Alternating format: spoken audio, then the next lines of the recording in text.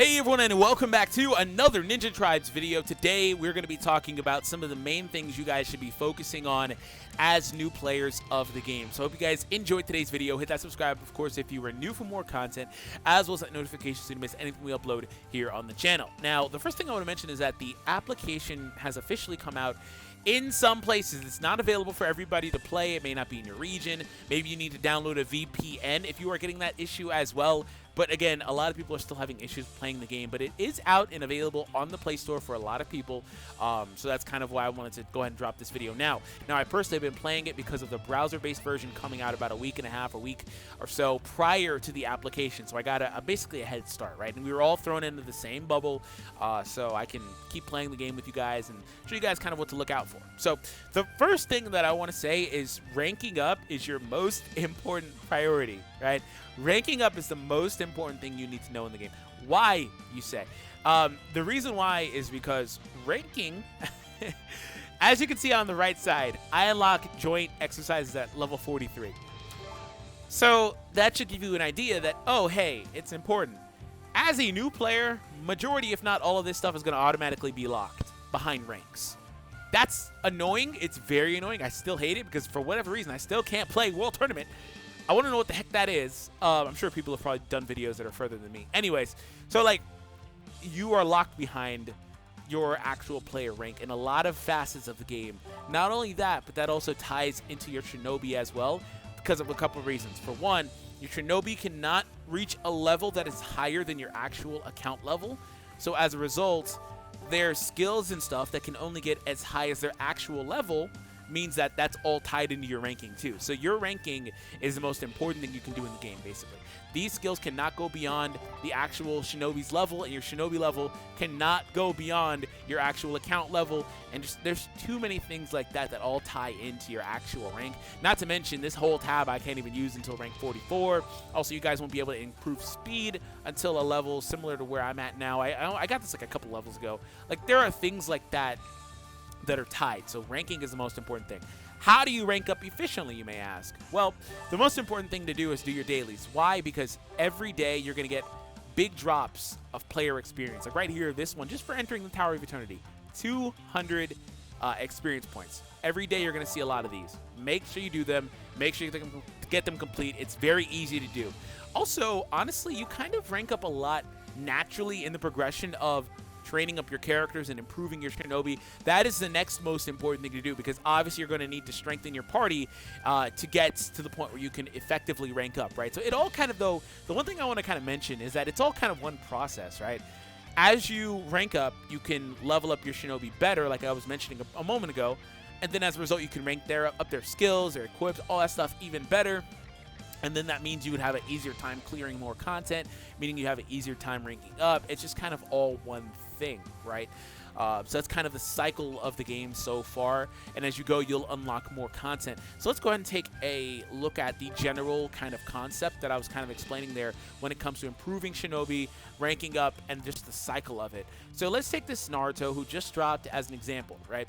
So if I wanted to go ahead and rank him up, well, I guess he's not the best example because he's kind of, let me take a Shinobi that's kind of like lower level that I haven't worked on yet, so I can really get the benefit of my experience potions or whatever, because I don't have very many. So Rock Lee, again, he's a character that I just got, right? Now, if I wanted to take him and kind of improve him, right, we're going to take these potions I've got here, or elixirs, or whatever the heck they are. We're going to level them up a few times, right? That's the general concept here. Now, in terms of promotion also is locked behind reaching a certain level on the character themselves. So not your actual rank, but again, we've talked about how the character level on the Shinobi is also tied into your rank. So here's a look at promotion. You definitely want to make sure you do this. But how this works is as you go on, kind of my general cycle is if it would load. Like, what is that? What is it? This is like, okay, I'm not going to say that. Never mind. I'm not a big fan of this app at all because it's not a real app. It's like a web host. It's not a real app. There's no like actual asset download or anything like that. It just goes to the browser version basically. Anyways, long story short, my process is, say I want to improve him, right? Just basically skip the missions and then you get all the experience for doing that. Gar is a better example because I can actually do Gar, it looks like. So for example here, we're going to skip this, right? 6 experience per stage. I also get all those items, and I get all those potions as well for leveling up characters. And then, am I able to do it yet? No, I'm going to run it back again, and then I'll get to a point where I can do it, and all of a sudden I'll have a lot of these little potions to level up the character even further, and that's just the general cycle of how all of this goes. You really don't have to play this game that much. Like, it's not a game you have to sit down and actually grind manually at all, at least for what's available in the game currently. That is how this looks. Now, in terms of other ways to rank up, you can definitely manually play some content, right? But elite missions are going to be the most, I'd say, consistent way to rank up. The reason why is because, unlike standard missions, elite missions actually drop 12 experience per run. So that's kind of different, right? Let's see here. 12, 12, 12. You see in the top right corner. Each one dropped 12, right? Up to this point, the furthest I've gotten in the regular standard missions, no matter what stage I play, they only drop 6. But the thing about that is that the stamina cost is different. So it actually might be better to just kind of spam this. Yeah, it's kind of the same thing. You get 1 stamina, you get 1 experience per stamina. So it doesn't really matter what you're doing, I guess. I guess it doesn't really matter. It's more or less like, how quick do you want to do it, I guess, right? It's kind of the same thing. And when you run out of stamina, it'll just stop somewhere in that spectrum anyway. So that's kind of the general process here. Playing the other stuff is good for getting those materials, but it's not conducive to ranking up. I don't believe you get anything for that, just running those in general. So it doesn't really matter what you do in the game. Long story short, ranking up is just the process of leveling up your characters, and then you go.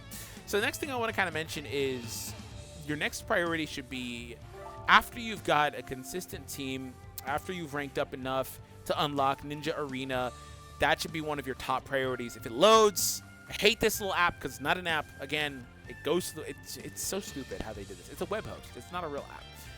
Anyways, so that should be your next priority, is getting a consistent team for Ninja Arena so you can get all the prizes that are tied into this mode.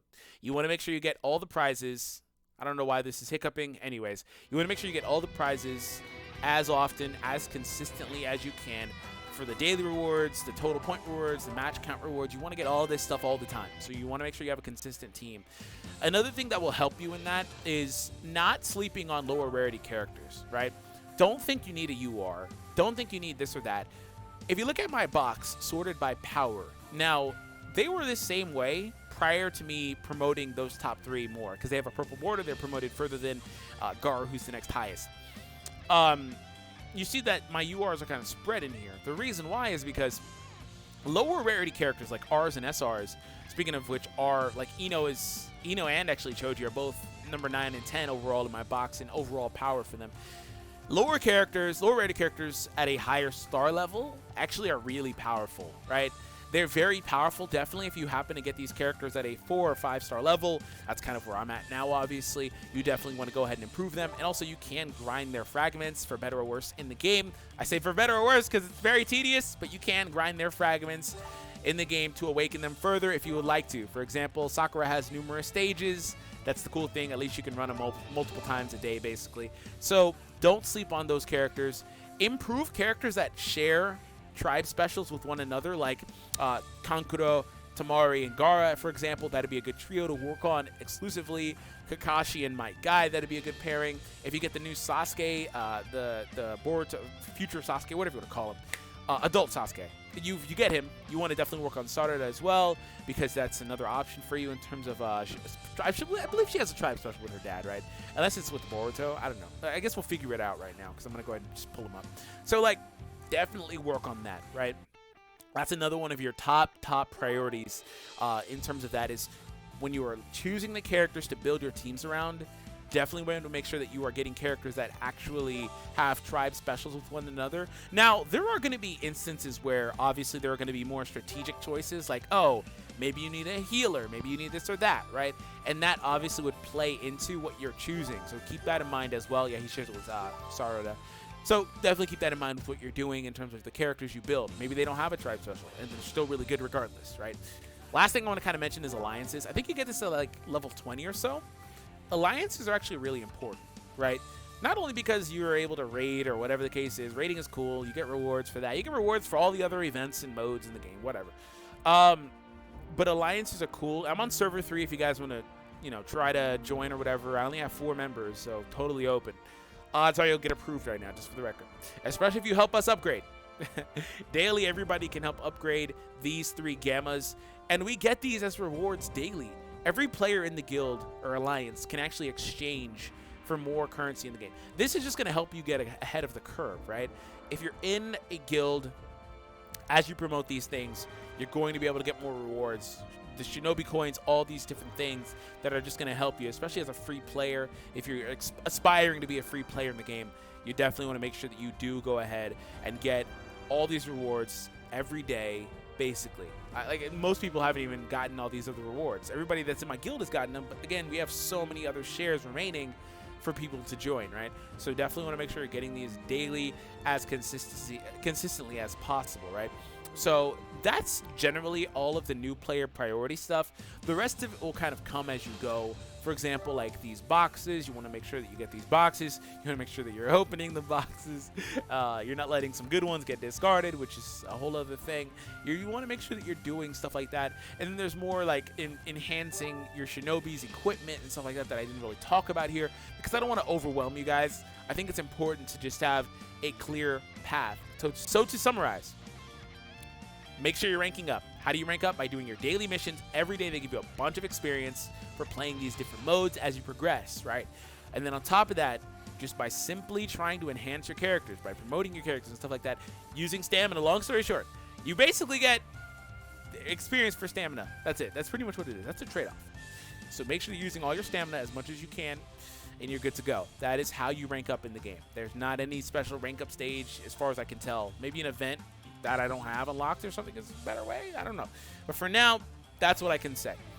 Enhance your characters and rank up, and then when you get to a point where you feel confident in your team, take them to Ninja Arena, start getting those rewards, accumulating those rewards. Also focus on getting in an alliance and also getting those rewards as well, and just building up your inventory, also building up your entire roster, right? Because it's important also, especially for Tower of Eternity, to have a very good roster of characters, not just one team for like three-man cells, right? You want to have your box pretty built all around, so that way if your characters die or whatever the case is for this mode, you can just switch them out, run some other good characters that you've leveled up, right? You definitely want to make sure that you are focusing on your entire box and not just a couple characters, basically.